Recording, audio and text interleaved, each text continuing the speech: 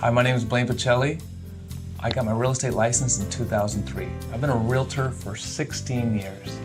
And one thing I learned early on is I wanted to have really good customer service because I didn't want to be just a good agent. I wanted to be a great agent. You know, a lot of sellers think realtors just put a sign in the yard and buyers will magically come and they'll get the most money for your house. It doesn't happen that way. Maybe years ago, but in this market, there's so much more to it. You have to deal with a lot of social media. You have to work with other realtors in the neighborhood because a lot of the neighborhood realtors, they have the buyers that are going to buy the property, and also staging because some of the houses need staging, some need full staging, some you could just take their existing furniture and move it around. But you want to maximize the house so we can get the most money for you. So when I work with buyers, I really want to find out what their wants are and what their needs are, because I really want to get as many needs as possible, and you're not going to get all the wants you want, unfortunately.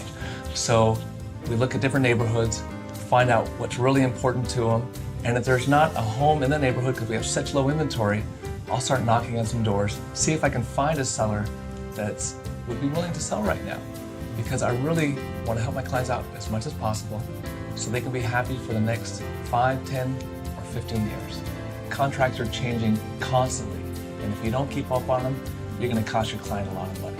For example, I had a buyer that I was working with recently, and we asked for termite to be done. So that means the seller has to pay for any termite damage. So we're halfway through the contract, and the sellers realized, oh my God, we have to do the termite work. The agent didn't let them know.